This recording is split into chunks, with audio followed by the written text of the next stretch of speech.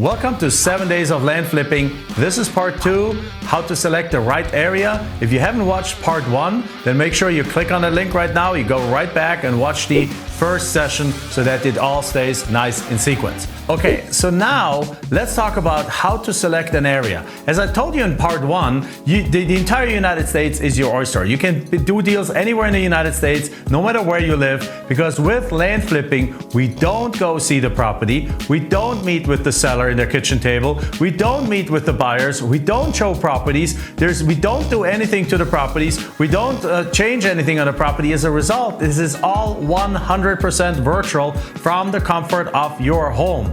You don't have to leave your office desk in order to do these deals. You can do it even from your phone for that matter. You can do this from anywhere in the world.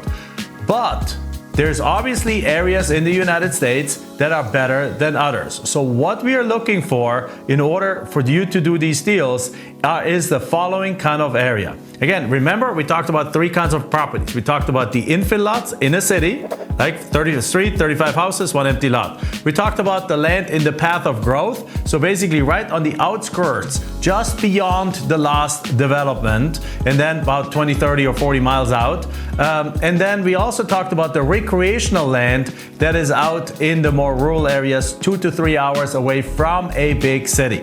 So now what kind of cities are we looking for when we are looking for these areas? What kind of areas, what kind of counties are we looking for? So the first thing we're looking for is areas that are growing. Because if this area is shrinking, then obviously nobody's going to buy land in a shrinking area. Nobody's going to build on it. Nobody's going to develop it. Nobody's going to want to go there, because if people are leaving an area, there's more supply of the real estate than there's demand, and that's not where we want to do deals. So we want to have an area that is actually growing.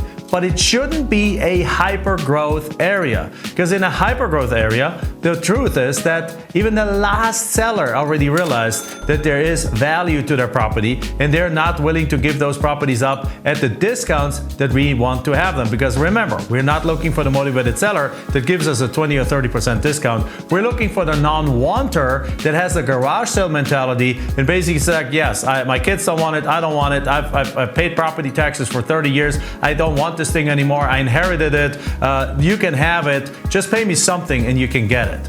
And those are the people we're looking for. And let me in on a secret. There's hundreds of thousands of these kind of properties out in the United States every single year. Our student base is doing probably 10,000 deals a year around the United States. We have done 4,500 deals ourselves. They're everywhere. You just need to start seeing them, and you need to start tapping into this truly untapped market where there's almost no competition, because everyone is chasing houses. Almost nobody's in the land space. So we have all these land parcels up there, and they're sitting on these properties and they don't want them anymore and they don't care about them anymore. Nobody's reaching out to them. But we are. And then when you, on the flip side, when you market these properties, you market them to the people who absolutely love exactly that kind of property. And these are, again, the people that are covered in video 1. So if you haven't watched it again, go back to video 1 and watch it there. So the area needs to be growing. It should be modestly growing. It should also be a bigger city. Because in a small city of 5,000 people or even 30,000 people, there's not enough demand. There's not enough buyers in that city to actually buy those lots. Unless it's like a popular vacation place or retirement place, that's a different story. But then it's probably in hypergrowth again, because every year there's I don't know how many millions of baby boomers retiring, and they're all moving to those areas. So in other words, you want a larger city, usually a few 100,000 people or more, and you want it to be modestly growing, because what that means is that there's demand in the city for these infill lots. There's demand outside of the city for people who want to live a little bit closer to the city, for builders who want to buy 10 acres, 20 acres, and over time develop it into a subdivision. There's enough retirees that won't be able to afford in the city, that want to move outside. And there's enough people that just want that kind of land. So, and then lastly, also for these recreational properties, you want that to be a couple of hours away from a large city. Because think about it that way. I live in the Phoenix, Arizona area. In Phoenix, Arizona in summer, it's 110 degrees hot. It's like hell's front porch. Well, guess what? 2 hours north of us is an area called Flagstaff. And there's lots of rural area, there's skiing areas, there's hiking areas, there's lakes, there's dirt biking. It's like outdoors paradise.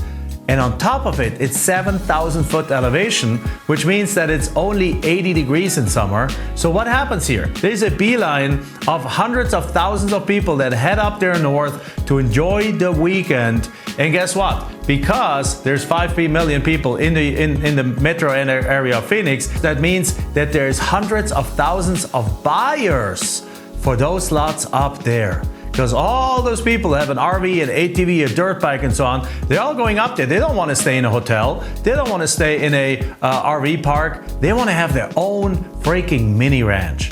So that's where your buyers are. So that's the kind of properties you're looking for. So a rural area should be a couple of hours away from a big city, and it should be offering something attractive. Like Flagstaff area is the nice weather. Skiing in winter, mild summers, beautiful. Think about it from that point of view. All right, so with that said, what you do, now you select one of these areas.